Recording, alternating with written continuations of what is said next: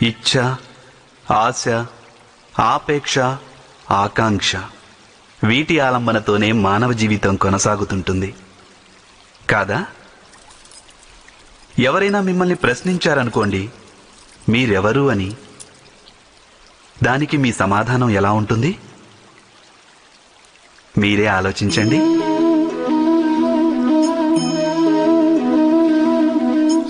మీకు వెంటనే స్పష్టమవుతుంది మీ ఇచ్ఛలే మీ జీవితం గురించి వ్యాఖ్యానిస్తాయని. ఆశించింది పొందాక లభించే సఫలత లేదా దానిని కోల్పోయాక మిగిలే విఫలత, ఇదే మీ అస్తిత్వం. కొందరి జీవితాలు ఎలా ఉంటాయంటే వాళ్ళు లోపల కృంగి కృషించిపోతుంటారు. ఎందుకంటే వాళ్ళు తమ ఇచ్ఛలని చంపుకోలేకపోతారు. ఇచ్ఛలు వాళ్ళని ఎలా నిర్దేశిస్తాయంటే మృగతృష్ణ కోసం మృగాల్లా పరుగులు తీస్తుంటారు. అయినప్పటికీ ఈ ఐహిక ఇచ్ఛల గర్భమే జ్ఞానామృతాన్ని కూడా ప్రసాదిస్తుంది. ఎలా అంటే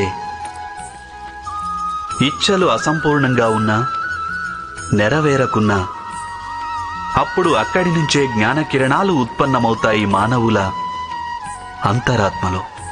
కాదు, ఈ కథలో ఉన్నది కేవలం ఇచ్ఛల నడుమ సంఘర్షణ కాదు, హృదయాల్లోని ఆకాంక్షల వైరుధ్యం ద్వారా ఉత్పన్నమయ్యే భయానక రక్తపాతమూ కాదు. ఈ కథాసారం గాఢాంధకారమైన గర్భం నుంచి ఉదయిస్తున్న జ్ఞానజ్యోతి. తమ కన్నబిడ్డల జీవితాల్లో సుఖ సంతోషాలు నింపే ప్రయత్నం చేయడం తల్లిదండ్రులందరికీ ఉండవలసిన ప్రథమ కర్తవ్యం అంటారు. ఎవరైతే మీ వల్ల ఈ లోకంలోకొచ్చారో వారి కర్మల ఫలితంతో భవిష్యత్ తరాలకి మీ గురించి కూడా తెలుస్తుంది. అందుకే వారి సుఖ సంతోషాల కోసం ప్రణాళికలు వేయటం కంటే ఉత్తమమైనది ఇంకేముంటుంది? అయితే సుఖం ఇంకా భద్రత, ఈ రెండు మానవుల కర్మ ఫలితాలు కావంటారా? మీ తల్లిదండ్రులు అందించిన మంచి లేదా చెడు సంస్కారం, ఉపయోగకరమైన లేదా నిరుపయోగకరమైన శిక్షణ ఈరోజు మీరు చేస్తున్న అన్ని పనులకు మూలం కాదంటారా? సంస్కారం, శిక్షణలతోనే మనిషి వ్యక్తిత్వం రూపుదిద్దుకుంటుంది. అనగా తమ సంతానం యొక్క వ్యక్తిత్వాన్ని తల్లిదండ్రులు ఎలా అయితే మలుస్తారో సంతానానికి అలాంటి భవిష్యత్తే ప్రాప్తిస్తుంది. అయినా చాలామంది తల్లిదండ్రులు తమ సంతానానికి భవిష్యత్తులో భద్రతను చేకూర్చే ప్రయత్నంలో వారి వ్యక్తిత్వ వికాస బాధ్యతను మరచేపోతుంటారు. అయితే తమ సంతానాన్ని ప్రేమించే తల్లిదండ్రులు వారి భవిష్యత్తుకి కాక వారి వ్యక్తిత్వానికి పునాదులు వేస్తే ఆ సంతానానికి యావత్ లోకం ప్రశంసలందిస్తుంది. అప్పుడప్పుడు కొన్ని సంఘటనలు మనిషి ప్రణాళికలన్నింటినీ తునాతునకలు చేసేస్తాయి. దాంతో మనిషి ఆ దురదృష్టానికి తన జీవితంలో కీలక స్థానమిస్తాడు. మానవ భవిష్యత్తు అతడి ప్రణాళికల ఆధారంగానే ఆవిర్భవిస్తుందా? కాదు. ఉదాహరణగా ఎత్తైన ఒక పర్వతాన్ని ప్రప్రథమంగా అధిరోహించేవాడు దాన్ని అధిరోహించే ముందు కొన్ని ప్రణాళికలు వేసుకోవచ్చు. అయితే ఆ ప్రణాళికలే అతన్ని ఆ పర్వత శిఖరానికి చేరుకునేటట్టు చేస్తాయా? లేదు. వాస్తవం ఏమిటనగా అతను ఆ పర్వతాన్ని అధిరోహిస్తున్న కొద్దీ అతడికి కొత్త కొత్త సమస్యలు, పరిస్థితులు, కొత్త కొత్త అవరోధాలు ఎదురొస్తాయి. ముందడుగు వేస్తూ తన తరువాతి అడుగు గురించి నిర్ణయం తీసుకుంటాడు. అడుగడుగునా తన ప్రణాళికలు మార్చుకోవలసి వస్తుంది. పాత ప్రణాళికలు అతన్ని లోయలో పడవేయవచ్చు. అతడు పర్వతాన్ని తనకనువుగా మలుచుకోలేడు. స్వయంగా తనని తాను ఆ పర్వతానికి అనువుగా మలుచుకోగలడు. అయితే జీవిత యాత్రలో కూడా ఇలాగే జరుగుతుందా? మనిషి తన జీవితంలో ఎదుర్కొనే కేవలం ఒక్క అవరోధాన్ని, ఒక్క సమస్యనే తన జీవితానికి కేంద్ర బిందువు అనుకొని తన జీవిత గతిని నిరోధిస్తే అతడికి జీవితంలో సాఫల్యం లభించదు. అలాగే అతడికి సుఖశాంతులు కూడా లభించవు. అనగా జీవితాన్ని తనకనువుగా మార్చుకునే బదులు స్వయంగా తనని తాను జీవితానికి అనువుగా మార్చుకోవడమే సాఫల్యానికి, సౌఖ్యానికి సమగ్రమైన మార్గం కాదంటారా? మీరే భవిష్యత్తుకు ఇంకొక పేరే సంఘర్షణ. హృదయంలో ఏదైనా కోరిక జనించి అది అసంపూర్ణంగా మిగిలిపోతే ఆ హృదయం భవిష్యత్ ప్రణాళికలు వేస్తుంది.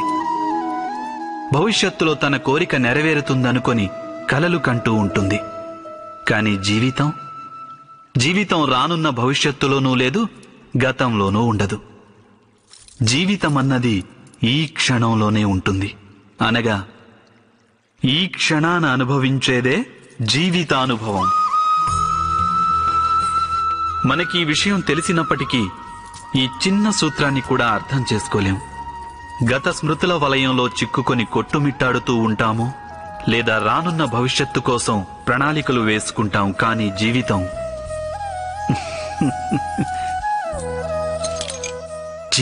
గడిచిపోతుంది.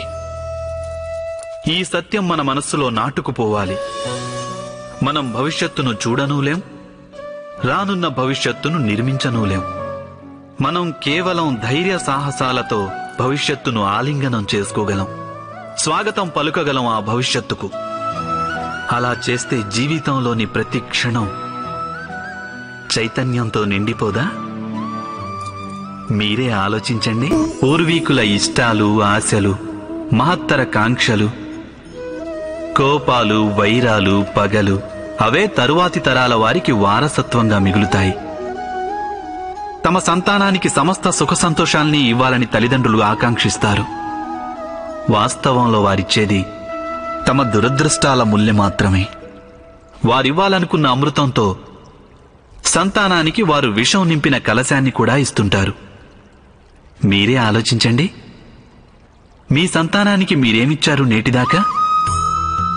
ఇచ్చుండొచ్చు ప్రేమ, జ్ఞానం, ధనం ఇత్యాదులన్నీ. వారికి వీటితో పాటు వారి హృదయాల్ని మలినం చేసే మీ గతానుభవాల్ని ఇవ్వలేదా? మంచి చెడులంటూ మీరు నిర్ధారించుకున్న విలువల్ని అందివ్వలేదా? ఒక వ్యక్తికి ఇంకొక వ్యక్తితో, ఒక సమాజానికి వేరొక సమాజంతో, ఒక రాజ్యానికి మరొక రాజ్యంతో సంఘర్షణ.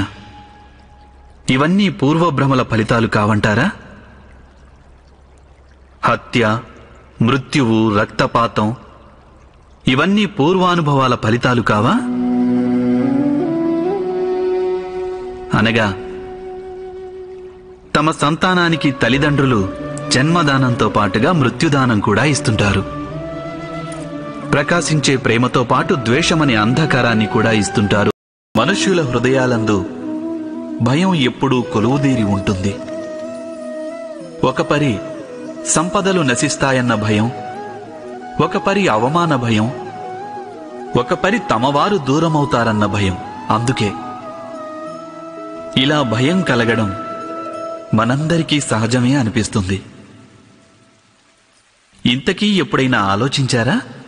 ఏ స్థితి లేక వస్తువు భయానికి కారణమవుతుందో వాస్తవానికి దానివల్లే దుఃఖం కలుగుతోందా? లేదు, అలా కలిగి తీరాలనేం లేదు. ఎంతో మంది అనుభవాలు ఏం చెప్తున్నాయంటే, ఈ భయానికి గురి కావడం వలన భవిష్యత్తులో దుఃఖానికది నివారణ కాబోదు అని. భయం కేవలం రానున్న దుఃఖం యొక్క కల్పన మాత్రమే. వాస్తవికతతో దీనికి ఎట్టి సంబంధమూ లేదు. భయం అంటే ఏదో కాదు, అది కేవలం వట్టి కల్పనేనని తెలుసుకొని దాని నుంచి విముక్తులై నిర్భయులవడం అన్నది ఏమంత కఠినమా? దీని గురించి తప్పక ఆలోచించండి.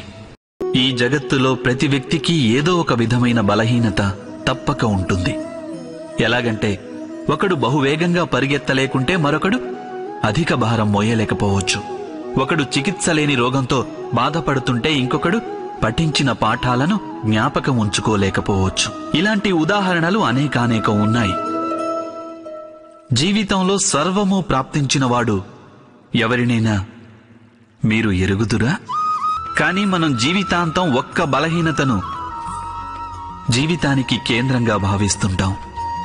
ఈ కారణం వలనే హృదయంలో దుఃఖం ఇంకా అసంతృప్తి సదా ఉంటాయి.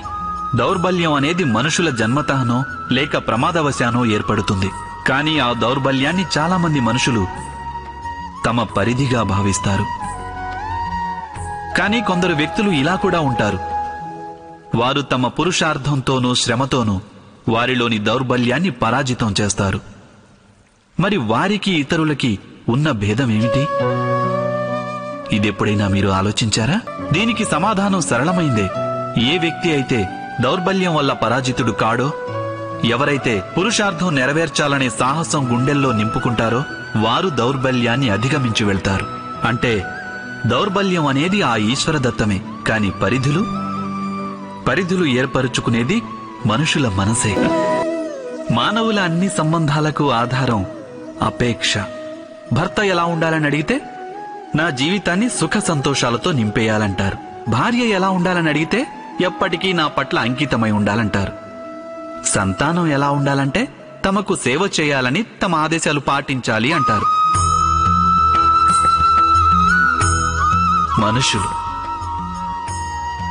మనుషులు ఎవరిని బాగా ప్రేమిస్తారు అంటే తమ అపేక్షను పూర్తి చేసేవారిని.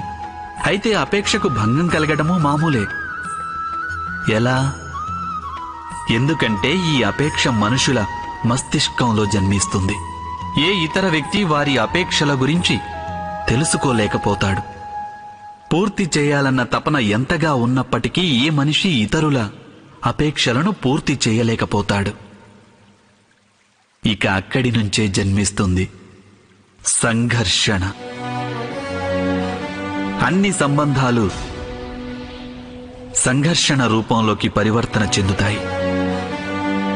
కానీ మనిషి సంబంధాల ఆధారంగా అపేక్షను ఏర్పరచుకోడు. అలాగే స్వీకరించేది కూడా కేవలం సంబంధానికున్న ఆధారాన్నే. అయితే ఈ జీవితం స్వయంగా తనలో సుఖశాంతులను నింపుకోలేదా? మీరే ఆలోచించండి. జీవితంలోని ప్రతి క్షణము నిర్ణయాల మీదే ఆధారపడి ఉంటుంది. ప్రతి ఒక్క అడుగులోనూ రెండవ అడుగు గురించిన నిర్ణయం తీసుకోవలసి వస్తుంది. ఇక నిర్ణయం తన ప్రభావాన్ని వదిలే వెళ్తుంది. నేడు తీసుకున్న నిర్ణయం భవిష్యత్తులో సుఖానికో లేక దుఃఖానికో కారణమవుతుంది. కేవలం తనకే కాదిది, తనతో పాటు తన కుటుంబానికి, అలాగే రానున్న తరతరాలకు కూడా. ఏదైనా ఒక సందిగ్ధత ఏర్పడితే అప్పుడు మనసు వ్యాకులమవుతుంది, అతలాకుతలమైపోతుంది. నిర్ణయించుకున్న ఆ క్షణం యుద్ధమే అవుతుంది. ఇంకా మనసు రణభూమిగా మారిపోతుంది. సాధారణంగా నిర్ణయాలు మనం సందిగ్ధతను నశింపజేయడానికి కాక కేవలం మనసును శాంతింపజేయడానికే తీసుకుంటాం. అన్నట్టు ఎవరైనా పరిగెడుతూ భోజనం చేయగలరా? చేయలేరు. అయితే యుద్ధానికై ఉర్రూతలూగే మనసు ఏదైనా సరియైన నిర్ణయం తీసుకోగలుగుతుందా? వాస్తవానికి శాంత మనస్థితిలో ఏదైనా నిర్ణయం తీసుకున్నప్పుడు అది తమ కోసం సుఖమయ భవిష్యత్తును నిర్మిస్తుంది. కానీ తమ మనసును శాంతింపజేసుకోవడానికి ఏదో నిర్ణయం తీసుకున్నప్పుడు ఆ వ్యక్తి భవిష్యత్తులో తన కోసం కంటకభరితమైన వృక్షాన్ని నాటినట్లే. ఈ సృష్టి ఆరంభం నుంచే మనుషులను ఒక ప్రశ్న కలవరపెడుతోంది. తమ అనుబంధాల వలన ఎక్కువ పాలు సుఖం, అతి తక్కువ పాలు దుఃఖం ఏ విధంగా పొందగలమా అని. ఈ లోకంలో మీకున్న అనుబంధాలన్నీ మీకు సంపూర్ణ సంతోషాన్ని ఇస్తున్నాయా? మీరే ఆలోచించండి. మనిషి జీవితం అనుబంధాలపై ఆధారపడుతుంది. వారి భద్రతాభావం కూడా అనుబంధాలపైనే ఆధారపడుతుంది. ఈ కారణంగానే మీ జీవితంలో సుఖ సంతోషాలకు ఆధారం పూర్తిగా అనుబంధాలే. అలా అయినప్పటికీ మీకు ఈ అనుబంధాల మూలంగా అత్యధికంగా దుఃఖం ఎందుకు ప్రాప్తిస్తున్నది? సదా అలా సంఘర్షణలు సైతం అనుబంధాల మూలంగానే ఎందుకు ఉత్పన్నమవుతుంటాయి? ఎప్పుడైనా ఆలోచించారా? ఎవరైనా ఒక వ్యక్తి మరో వ్యక్తి ఆలోచనల్ని కానీ పనుల్ని కానీ స్వీకరించలేనప్పుడు అతను ఆ వ్యక్తిలో మార్పు తీసుకురావాలని ప్రయత్నం చేస్తాడు. అందుకే సంఘర్షణ మొదలవుతుంది. అనగా తిరస్కారం ఎంత ఎక్కువవుతుందో సంఘర్షణ అంత అధికమవుతుంది. అలాగే ఆమోదం అధికమైతే ఆనందం కూడా అధికంగా ఉంటుంది. ఇది వాస్తవం కాదంటారా? ఓ మనిషి స్వయంగా తన అపేక్షలపై అంకుశం పెట్టి తన అంతరంగాన్ని పరిశీలించి ఇంకెవరో వ్యక్తిలో మార్పు తీసుకొచ్చే ప్రయత్నం మాని స్వయంగా తన ఎదలో పరివర్తన తీసుకొచ్చే ప్రయత్నం చేస్తే అతనికి అనుబంధాల మూలంగా సంతోషాన్ని పొందడం అంత కఠినం కాదుగా. ఎప్పుడైనా ఓ వ్యక్తికి ఏదైనా ఘటనలో అన్యాయం జరిగిందని అనిపిస్తే ఆ ఘటన అతని అంతరంగాన్ని తీవ్రంగా కుదిపేస్తుంది. సమస్త జగత్తు అతనికి తన శత్రువు వలె కనిపిస్తుంది. అన్యాయం అనిపించినటువంటి ఘటన ఎంత పెద్దదైతే మనుషుల హృదయం కూడా అంతే అధికంగా విరోధించసాగుతుంది. ఆ ఘటనకు బదులుగా వారు న్యాయం అడుగుతారు. నిజానికిది సరైనదే. వాస్తవానికి సమాజంలో ఏ విధమైన అన్యాయమైనా వ్యక్తుల ఆసరాకి ఇంకా నమ్మకానికి వినాశకరం. ఇంతకీ ఈ న్యాయం ఏమిటి? న్యాయానికి అర్థం ఏమిటి? అన్యాయం చేసిన వారు తాము చేసిన దానికి పశ్చాత్తాపం చెందాలి. అలాగే అన్యాయానికి గురైన మనసులో మరలా సమాజం పట్ల విశ్వాసం కలగాలి. న్యాయానికి అర్థం ఇదేగా. కానీ ఎవరి హృదయాలందు ధర్మం ఉండదో వారు న్యాయాన్ని వదిలేసి వైరాన్ని, ప్రతీకారాన్ని ఆశ్రయిస్తారు. హింసకు బదులుగా ప్రతిహింస అనే భావనతో సాగుతారు. తామనుభవించిన బాధ కంటే ఎంతో అధిక బాధను కలిగించ ప్రయత్నిస్తారు. ఈ మార్గంలో నడుస్తూ అన్యాయానికి బలైన వారే స్వయంగా అన్యాయం చేస్తారు. దీనితో వారు అపరాధులవుతారు. అనగా న్యాయానికి, ప్రతీకారానికి మధ్య బహుతక్కువ అంతరమే ఉంటుంది. అలాంటి అంతరం పేరే ధర్మం. ఇద్దరు వ్యక్తులు కలిసి ఉండవలసి వచ్చినప్పుడు ఒకరి పట్ల ఒకరు కొన్ని అవధులు, నియమాలను నిర్ణయించుకునే ప్రయత్నం చేయడం సహజమే కదా. మనం ఈ మానవ సంబంధాల గురించి ఆలోచించి చూస్తే ఈ సంబంధాలన్నింటికీ ఆధారం ఇలా ఇతరులకు మనం నిర్ణయించే అవధులే అని గుర్తిస్తాం. అయితే ఈ అవధులను ఎవరైనా అన్యులు అనుకోకుండా అతిక్రమిస్తే ఇక ఆ క్షణాన మన మనసంతా కోపంతో నిండిపోతుంది. ఈ అవధుల వాస్తవ రూపం ఏమిటన్నది ఎప్పుడైనా మీరు ఆలోచించారా? అవధులు విధించడం వల్ల మనం ఎదుటివారికి నిర్ణయం తీసుకునే అవకాశం ఇవ్వడం లేదు. మన నిర్ణయాన్ని ఇతరుల మీద మోపుతుంటాం. అనగా ఎదుటివారి స్వేచ్ఛని స్వీకరించలేకపోతున్నాం. ఎప్పుడైతే ఒకరి స్వేచ్ఛను హరిస్తున్నామో అప్పుడు వారి హృదయం దుఃఖభరితమవుతుంది. ఎప్పుడైతే వారు అవధుల్ని ఉల్లంఘిస్తారో అప్పుడు మన హృదయం కోపంతో నిండిపోతుంది. ఏం ఇలా జరగదంటారా? అయితే ఒకరు ఇంకొకరి స్వేచ్ఛని ఎప్పుడైతే గౌరవిస్తారో ఇక వారికి ఏ అవధులు, నిబంధనల అవసరమే ఉండదు. అనగా మనస్ఫూర్తిగా స్వీకరించడం అనేది ఆ సంబంధానికి దేహమైతే అలాంటి సంబంధానికి స్వేచ్ఛ అన్నది ఆ సంబంధానికి ఆత్మ కాదంటారా?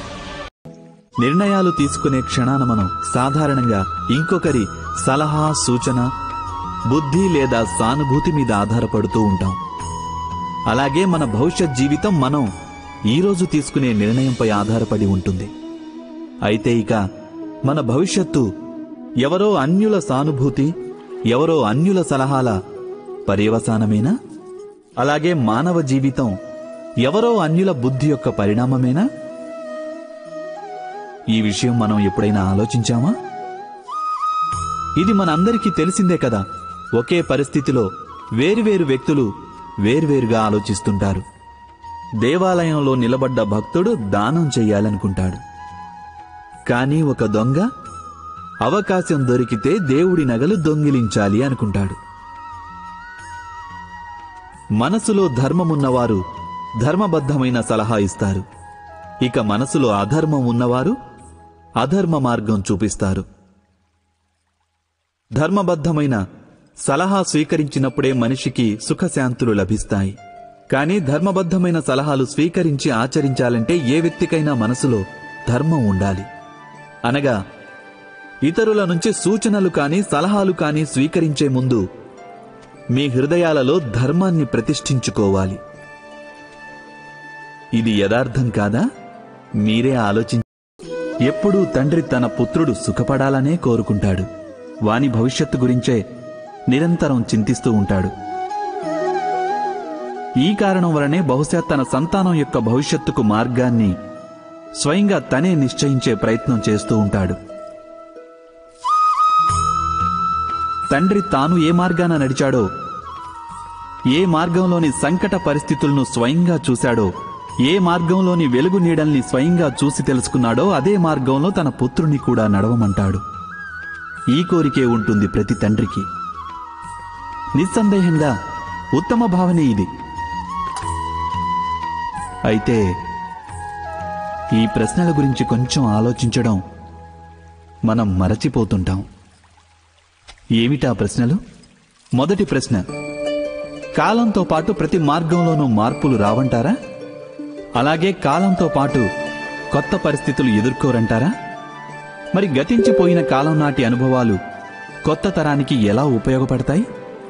రెండవ ప్రశ్న, పిల్లలకు తమ తల్లిదండ్రుల నుంచే అన్నీ లభిస్తాయంటారా? రెండవ ప్రశ్న, పిల్లలకు తమ తల్లిదండ్రుల నుంచే అన్నీ లభిస్తాయంటారా? సంతానానికి సంస్కారం నేర్పేది వారి తల్లిదండ్రులే, కానీ మనసులోని సమతుల్యం ఈశ్వరుడిస్తాడు. ఏ మార్గంలోనైతే తండ్రికి సాఫల్యం లభించిందో అదే మార్గంలో నడిచే వారి సంతానానికి సుఖము సాఫల్యము లభిస్తాయని విశ్వసించగలరా?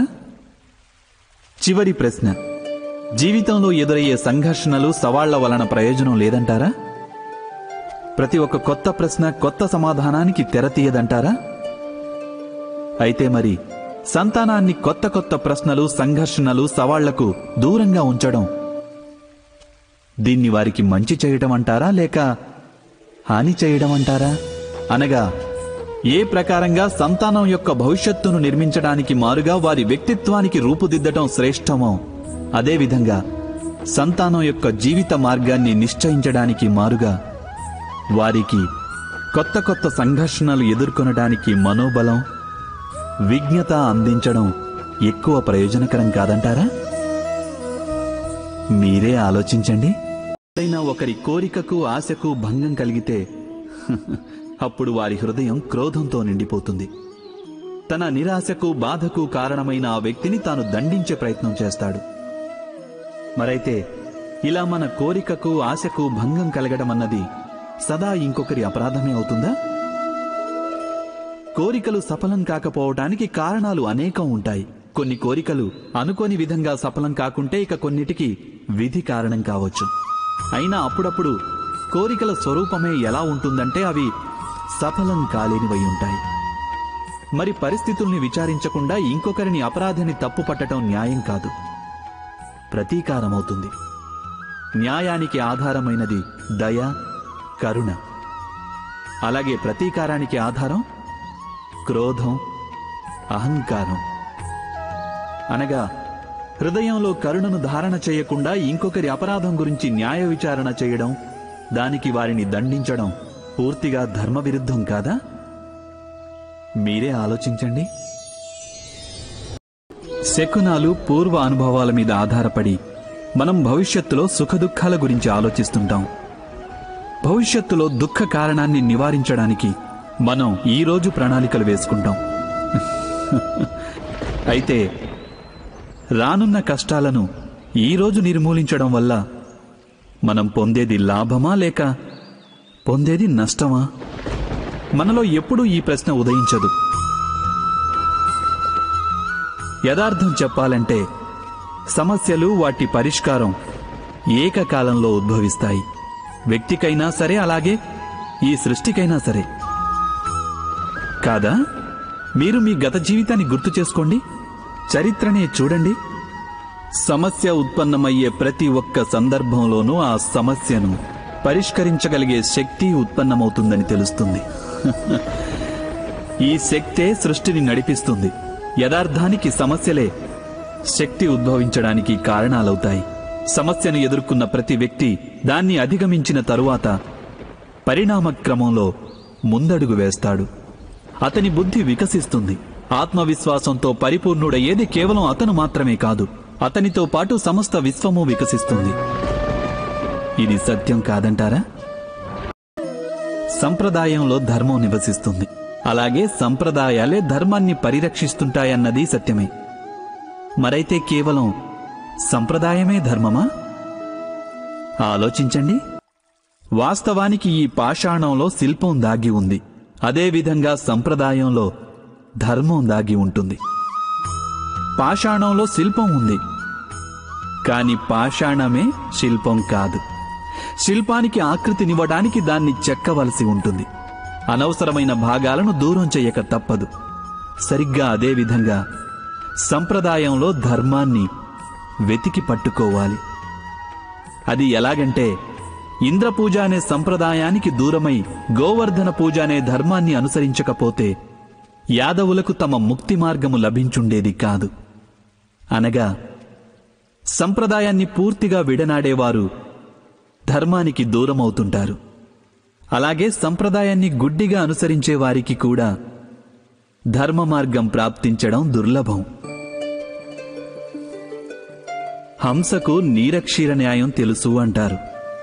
పాలలో కలిసిన నీటిని వేరు చేసి కేవలం పాలనే గ్రహిస్తుంది హంస. అయితే సరైన ధర్మాన్ని తెలుసుకోవాలంటే హృదయంలో జ్ఞానం వల్ల ప్రాప్తించిన వివేకం అవసరం కాదంటారా? భవిష్యత్తును దృష్టిలో ఉంచుకొని అందరూ నేడు నిర్ణయాలు తీసుకుంటారు. భవిష్యత్తులో సుఖపడాలి, భవిష్యత్తు సురక్షితం కావాలి అనుకొని వాటికి నిర్ణయాలు ఈరోజు తీసుకునే ప్రయత్నం చేస్తుంటారు. మీ జీవితాన్ని మీరు చూసుకోండి. మీరు తీసుకున్న నిర్ణయాలు చాలా వరకు భవిష్యత్తు కోసం తీసుకున్నవి కావా? ఎందుకు తీసుకోకూడదు? మీ జీవితాన్ని సరళంగా సుఖమయంగా మార్చుకునే ప్రయత్నం చేసే అధికారం మీ అందరికీ ఉంది.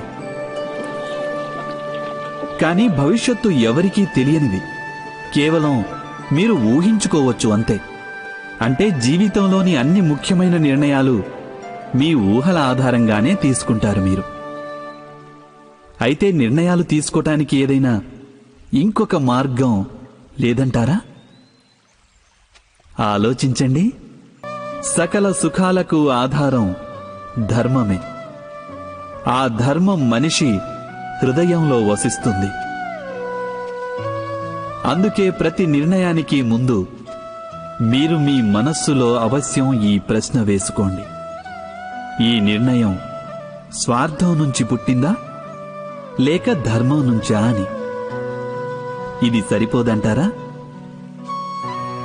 భవిష్యత్తుకు మారుగా ధర్మం గురించి ఆలోచించడం వలన భవిష్యత్తు అధిక సుఖమయం కాదంటారా?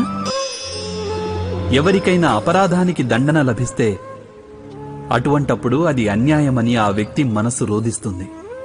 తను ఆ అపరాధం చేసినప్పుడు తన ఆలోచనలు భిన్నంగా ఉండేవని ఆ మనసుకు అనిపించవచ్చు.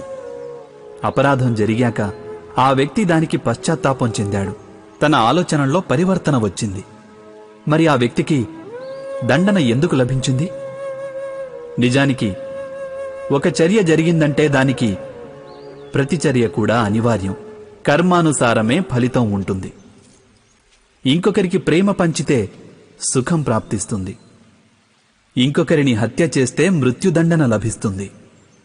చేసిన కార్యాన్ని బట్టే న్యాయం కూడా. అయితే మరి ప్రాయశ్చిత్తానికి పశ్చాత్తాపానికి విలువే లేదంటారా? ఉంది, అవశ్యం విలువ ఉంది. ప్రాయశ్చిత్తం పశ్చాత్తాపం వలన మనిషికి ఆత్మబలం పెరుగుతుంది. రానున్న దండనను స్వీకరించడానికి మనిషి మనసును ఆయత్తం చేస్తుంది. అయితే ప్రాయశ్చిత్తం లేకుండా దండనను స్వీకరించడంలో ఫలితం ఉంటుందా? మీరే ఆలోచించండి.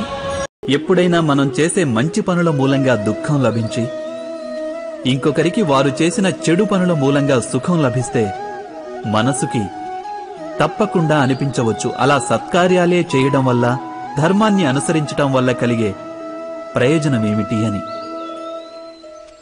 కానీ దుష్టాత్ములకు ఏమి లభిస్తుందో ఎప్పుడైనా గమనించారా? దుష్టకార్యాలు తలపెట్టే వారి హృదయం ఎప్పుడూ అల్లకల్లోలంగా, ఎంతో చిరాకుగా ఉంటుంది. ఆ మనసులో అనుక్షణం కొత్త కొత్త సంఘర్షణలు ఉద్భవిస్తుంటాయి. అపనమ్మకం వారిని జీవితాంతం వెంటాడుతూ ఉంటుంది. ఇదేనా సుఖమంటే? అయితే ధర్మ మార్గాన నడిచేవారు, సత్కార్యాలు చేసేవారు, సచ్చీలురైన వ్యక్తుల మనసులు సర్వదా ప్రశాంతంగా ఉంటాయి. పరిస్థితులేవి వారి జీవన గమనంలో బాధాకరంగా ఉండవు. సమాజంలో గౌరవ మర్యాదలు, మనసుకి సంతోషం లభిస్తాయి వారికి. అనగా సత్ప్రవర్తన అన్నది భవిష్యత్తులో లభించే సుఖాలకు మార్గం కాదు. సుఖానికి నిర్వచనమే సత్ప్రవర్తన.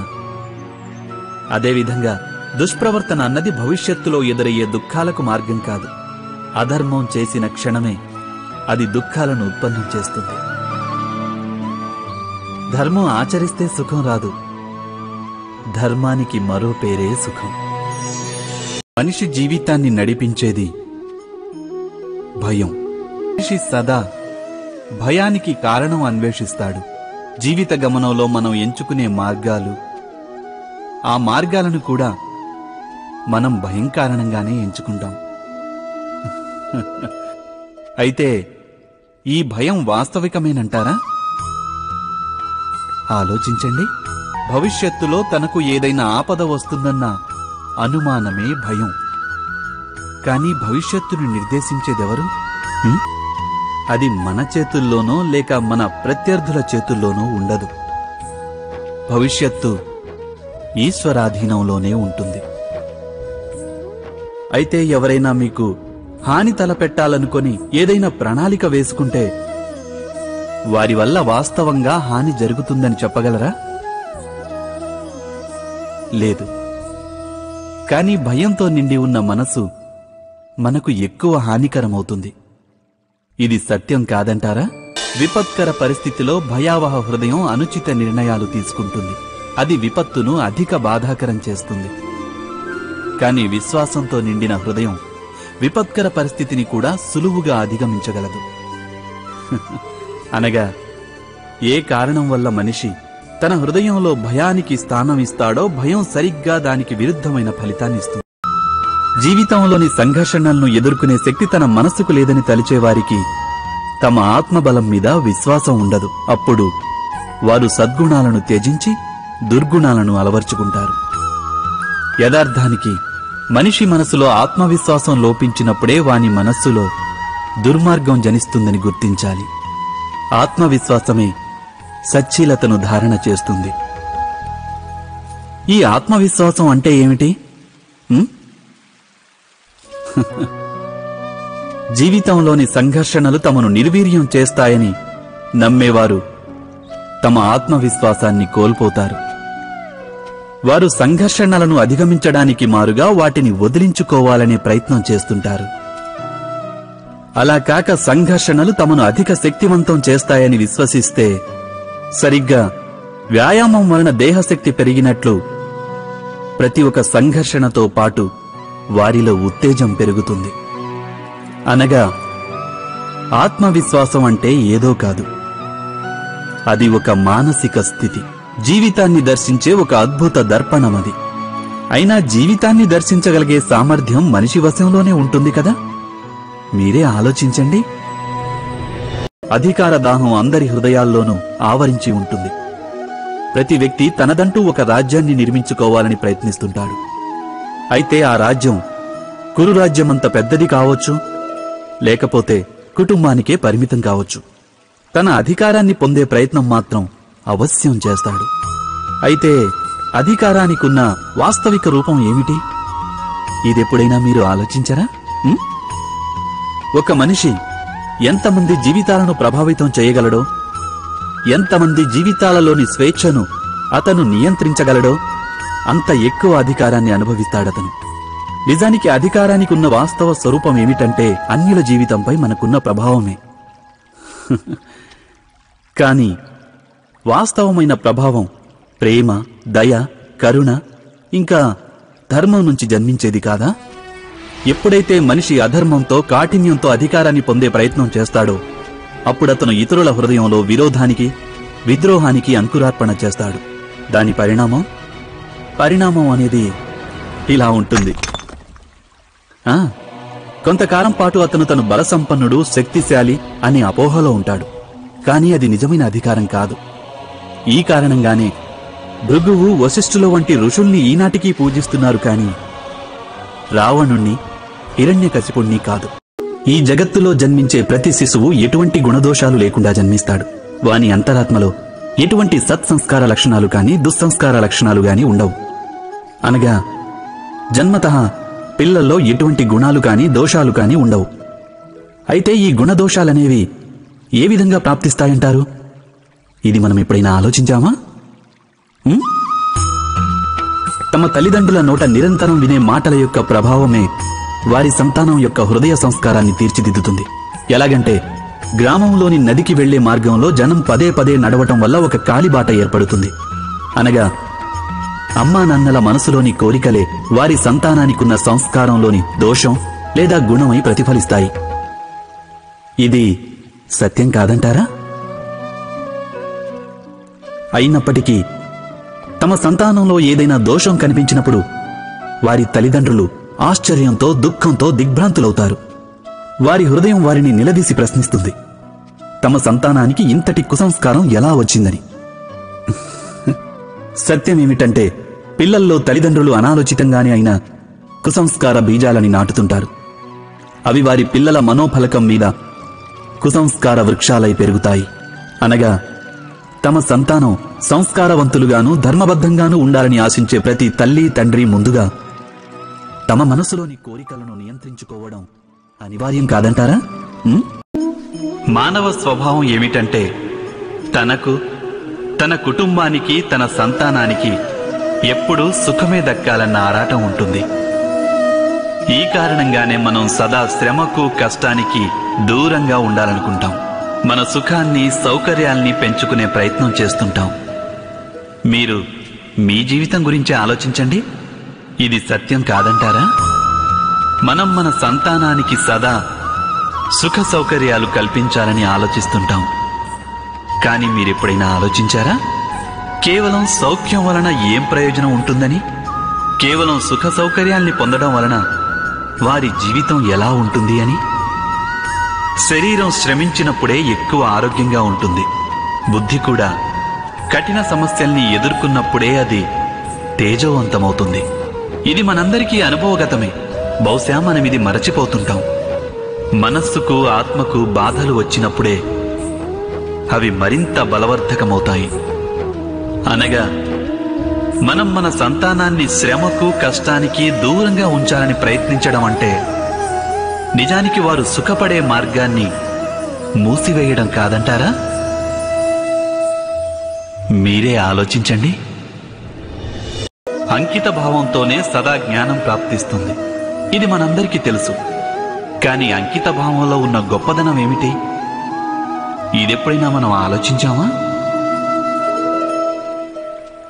జ్ఞాన ప్రాప్తికి సదా మనిషి మనసు విభిన్న సమస్యల్ని సృష్టిస్తూ ఉంటుంది. ఒకసారి ఇతర విద్యార్థుల పట్ల ఈర్ష్య కలిగిస్తుంది. ఇంకొకసారి నేర్చుకున్న పాఠాలలో సందేహాలు కలిగిస్తుంది. మరొకసారి గురువు వేసిన శిక్ష వలన మనసును అహంకారంతో నింపేస్తుంది. కాదా? ఇలా జరగదంటారా? ఎవరికి తెలుసు ఎన్ని రకాల ఆలోచనలు మనస్సును కలవరపెడతాయో? మనస్సులో కలిగే ఇటువంటి అనిశ్చిత స్థితి కారణంగా మనం జ్ఞానాన్ని పొందలేకపోతుంటాం. మనసుకు నిశ్చల స్థితి కేవలం అంకిత భావంతోనే వస్తుంది. అంకిత భావం అహంకారాన్ని నాశనం చేస్తుంది. ఈర్ష, వ్యామోహం వంటి భావనలను దూరం చేసి హృదయాన్ని శాంతింపజేసి మనస్సుకు ఏకాగ్రతనిస్తుంది. వాస్తవానికి ఈశ్వరుని సృష్టిలో జ్ఞానానికి అవధి లేదు, జ్ఞానులకు లేదు. దత్తాత్రేయుల వారు ఆనాడు గోవు నుంచి, సునక నుంచి కూడా జ్ఞానం సంపాదించారు. అనగా విషయం బ్రహ్మజ్ఞానం కావచ్చు, లేక లోక జ్ఞానం కావచ్చు, లేక గురుకులంలో పొందే జ్ఞానము కావచ్చు. దాన్ని పొందడానికి గురువు కన్నా అధిక ప్రాధాన్యం ఆ గురువు పట్ల మన అంకిత భావానిదే. ఒకే గురువు దగ్గర విద్యాభ్యాసం చేసే శిష్యులందరూ ఒకే విధంగా జ్ఞానాన్ని సంపాదించలేకపోతుంటారు.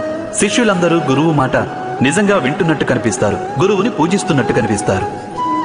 కానీ వారు సమానంగా విద్యను మాత్రం పొందలేరు. ఇలా ఎందుకు జరుగుతుందని మీరు ఎప్పుడైనా ఆలోచించారా? సత్యమేమిటంటే సరి అయిన విద్య పొందలేని శిష్యులు అంకిత భావం ఉన్నట్టు నటిస్తారు. కానీ అంకిత భావానికి నిజమైన అర్థమేమిటో వారు తెలుసుకోలేరు. గురువు చరణాలకు పూజలు చేస్తుంటారు. అయినా గురువు ఆదేశాల్ని మన్నించినంత మాత్రాన అంకిత భావం సిద్ధిస్తుందా? లేదు. గురువు పట్ల శిష్యునికి ఎటువంటి సందేహము కలగకపోవటమే నిజమైన అంకిత భావం. గురువు తమను ఆదేశించడానికి ముందే శిష్యులు ఆ ఆదేశాన్ని పూర్తి చేయడం. గురువు గారి ఆలోచనలతో శిష్యుల ఆలోచనలు కూడా మమేకం కావడం. శిష్యుడు ఎప్పుడైతే తన గురువులో బ్రహ్మ, విష్ణు, మహేశ్వరుడు వీరి రూపం చూడగలడో అప్పుడే వాని అంకిత భావం రుజువు అవుతుంది. అంకిత భావం అంటే ఏదో ఒక పని చేయడం కాదు. అంకిత భావం హృదయంలో కలిగే భావన, ఒక మానసిక స్థితి మాత్రమే. అనగా మన అజ్ఞానానికి దోషం కేవలం మన మనస్సుది కాదా? శ్రేష్ఠత అంటే అర్థం ఏమిటి? శ్రేష్ఠత అంటే అర్థం ఇతరుల కంటే ఎక్కువ జ్ఞానం సంపాదించడం. అనగా మనం ఎంత నేర్చుకున్నాము అన్న విషయం అంత ప్రధానం కాదు. ప్రధానమైనది ఏమిటంటే సంపాదించిన జ్ఞానం ఇతరుల కంటే ఎంత అధికమనేది. అనగా శ్రేష్ఠత పట్ల ఇచ్చ జ్ఞానప్రాప్తిని కూడా ఒక పోటీగా మార్చేస్తుంది. ఇక పోటీలో విజయానికి ముగింపు ఎప్పుడొస్తుంది? కొంతకాలం వరకు శ్రేష్ఠుడు అనిపించుకోవచ్చు, కానీ ఎల్లకాలం ఎవరూ శ్రేష్ఠులుగా ఉండిపోలేరు. మళ్ళీ అదే అసంతృప్తి, బాధ, ఇంకా సంఘర్షణ మొదలవుతాయి. కానీ శ్రేష్ఠుడు అనిపించుకోవడానికి మారుగా ఉత్తముడు కావడానికి ప్రయత్నిస్తే ఏం జరుగుతుంది? ఉత్తముడంటే అర్థం సంపాదించవలసిన జ్ఞానం ఎంత ఉందో అంతా సంపాదించడం. ఇంకొకరిని అధిగమించాలన్న కోరికతో కాదు, మన ఆత్మ సంతృప్తి కోసమే జ్ఞానం పొందడం. ఉత్తమ మార్గాన పయనిస్తే అన్యులెవరితోనూ పోటీ రాదు, మనతోనే మనకు పోటీ ఉదయిస్తుంది. అనగా ఉత్తములు కావాలని ప్రయత్నించే వారికి ఎప్పటికైనా కావలసిన జ్ఞానం ప్రాప్తిస్తుంది. ఏ ప్రయత్నమూ లేకుండానే వారు శ్రేష్ఠుడు అనిపించుకుంటారు. కానీ శ్రేష్ఠుడనిపించుకోవాలని ప్రయత్నించేవారు శ్రేష్ఠులు కావచ్చు, కాకపోవచ్చు. ఉత్తములు మాత్రం ఎప్పటికీ కాలేరు. మనిషికి ఎప్పుడైనా ఒక సంకట స్థితి వచ్చిందనుకోండి, మనిషి ఈశ్వరునికి ప్రార్థన చేస్తాడు. ఈశ్వరుణ్ణి ప్రార్థించి యాచిస్తాడు తన ఈ సంకట స్థితి నుంచి బయటపడాలని. కానీ ఈ ప్రార్థన యొక్క వాస్తవ రూపం ఏమిటి? ఇది మనం ఎప్పుడైనా ఆలోచించామా? ప్రార్థన అర్థం ఏమిటంటే తనకున్న అన్ని సంశయాలు, సకల చింతలు, తనకున్న సంకల్ప వికల్పాలు, తన ప్రణాళికలన్నింటినీ ఈశ్వరుని చరణాలపై ఉంచేయడం. అనగా తన కర్మ ఫలితం ఎలా ఉంటుందోననేది ఆలోచించకుండా ధర్మానుసారం కర్మను చేయడం. ఈశ్వరేచ్ఛను సదా తన కర్తవ్యంగా భావించడం. ఇదే కదా ప్రార్థనంటే.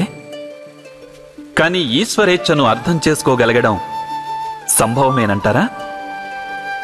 అదేమిటో మన కర్మ ఫలితాలను బట్టి సర్వదా ప్రకటితమవుతూనే ఉంటుంది. అయితే ఒకవేళ ఎవరైనా కర్మని త్యజించాలనుకుంటే అది ప్రార్థనేనంటారా? వాస్తవానికి కర్మాచరణే జీవితం. ఫలితం పట్ల వ్యామోహం లేకుండా ఉండటమే సరి అయిన ప్రార్థన. కాని ప్రార్థన కర్మను భారంగా మార్చేస్తే, మనిషిని ఏ కార్యమూ చెయ్యనీయకుంటే అది ప్రార్థనంటారా లేక పరాజయమా?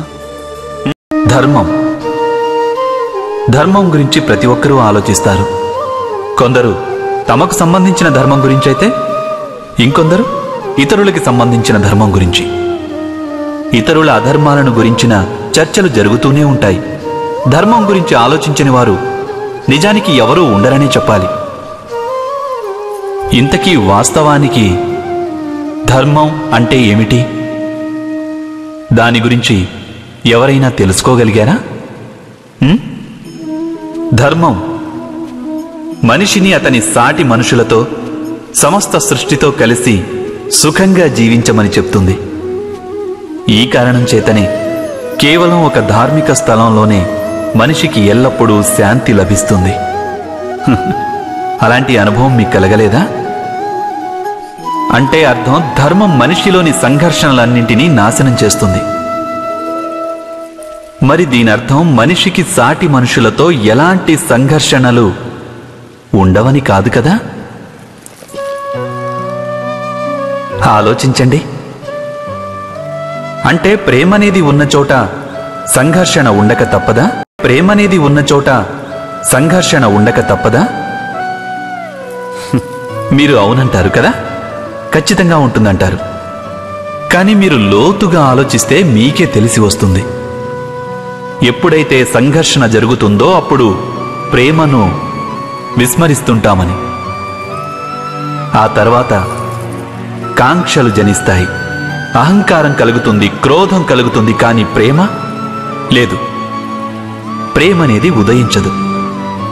ఎందుకంటే ఎక్కడ ప్రేమ జనిస్తుందో అక్కడ అన్ని వివాదాలు, అన్ని సంఘర్షణలు, అన్ని గొడవలు నశించిపోతాయి.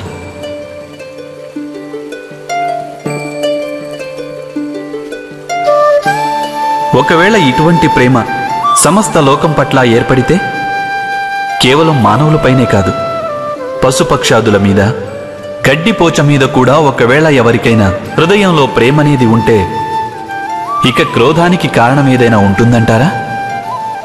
ఉండదు కదా. ఒక వ్యక్తి హృదయంలో ఇంకో వ్యక్తి గురించి ప్రేమభావం మొలకెత్తితే ఆ ప్రేమభావనే సమస్త సృష్టి మీద చూపిస్తే దానిని కరుణ అంటారు.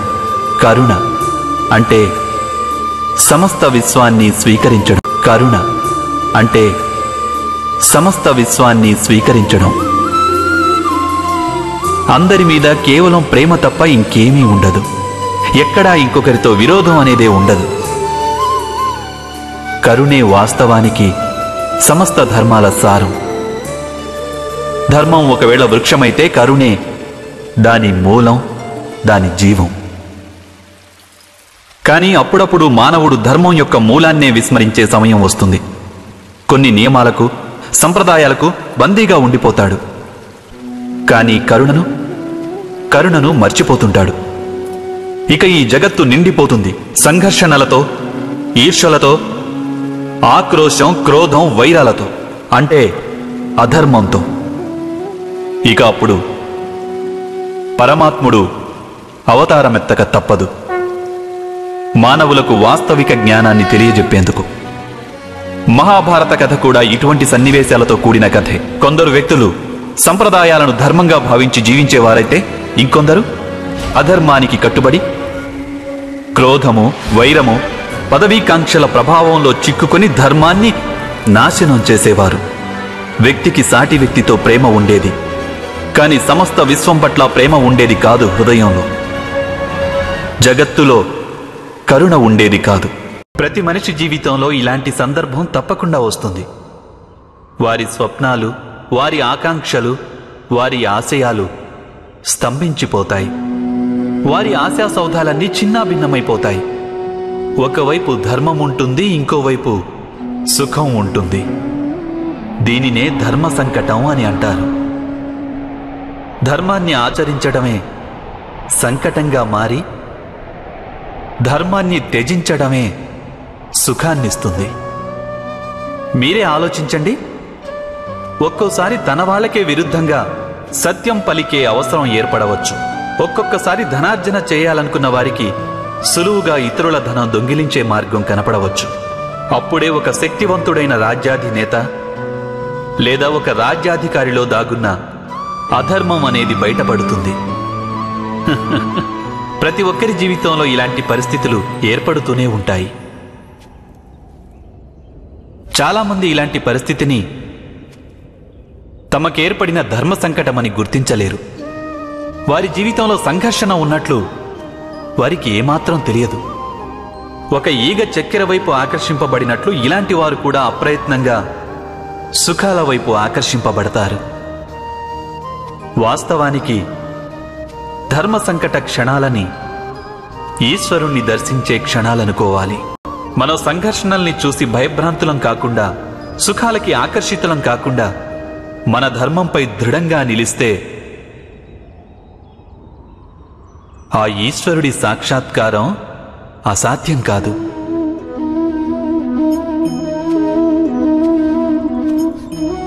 పెనుగాలితో యుద్ధం చేసే ఆకు వృక్షం నుంచి రాలిపోవచ్చు, అయినప్పటికీ అది ఆకాశం కేసే ఎగురుతుంది. పెనుగాలికి వాలిపోయే గడ్డి అక్కడే భూమి మీదే ఉండిపోతుంది. అనగా ధర్మ సంకటం నుంచి మనం సంకటాన్ని తొలగించేస్తే సుఖం ప్రాప్తించొచ్చు, ఆయుష్ పెరగొచ్చు. కానీ మన వ్యక్తిత్వం నశించదా? మన ఆత్మ కృషించిపోదంటారా? మనం ఈశ్వరునికి సదా దూరమైపోమా? మీరే ఆలోచించండి. పూర్వీకుల ఇష్టాలు, ఆశలు, మహత్తర కాంక్షలు, కోపాలు, వైరాలు, పగలు అవే తరువాతి తరాల వారికి వారసత్వంగా మిగులుతాయి. తమ సంతానానికి సమస్త సుఖ సంతోషాల్ని ఇవ్వాలని తల్లిదండ్రులు ఆకాంక్షిస్తారు. వాస్తవంలో వారిచ్చేది తమ దురదృష్టాల ముల్లె మాత్రమే. వారివ్వాలనుకున్న అమృతంతో సంతానానికి వారు విషం నింపిన కలశాన్ని కూడా ఇస్తుంటారు. మీరే ఆలోచించండి, మీ సంతానానికి మీరేమిచ్చారు నేటిదాకా? ఇచ్చుండొచ్చు ప్రేమ, జ్ఞానం, ధనం ఇత్యాదులన్నీ. వారికి వీటితో పాటు వారి హృదయాల్ని మలినం చేసే మీ గతానుభవాల్ని ఇవ్వలేదా? మంచి చెడులంటూ మీరు నిర్ధారించుకున్న విలువల్ని అందివ్వలేదా? ఒక వ్యక్తికి ఇంకొక వ్యక్తితో, ఒక సమాజానికి వేరొక సమాజంతో, ఒక రాజ్యానికి మరొక రాజ్యంతో సంఘర్షణ. ఇవన్నీ పూర్వభ్రమల ఫలితాలు కావంటారా? హత్య, మృత్యువు, రక్తపాతం ఇవన్నీ పూర్వానుభవాల ఫలితాలు కావా? అనగా తమ సంతానానికి తల్లిదండ్రులు జన్మదానంతో పాటుగా మృత్యుదానం కూడా ఇస్తుంటారు. ప్రకాశించే ప్రేమతో పాటు ద్వేషమనే అంధకారాన్ని కూడా ఇస్తుంటారు.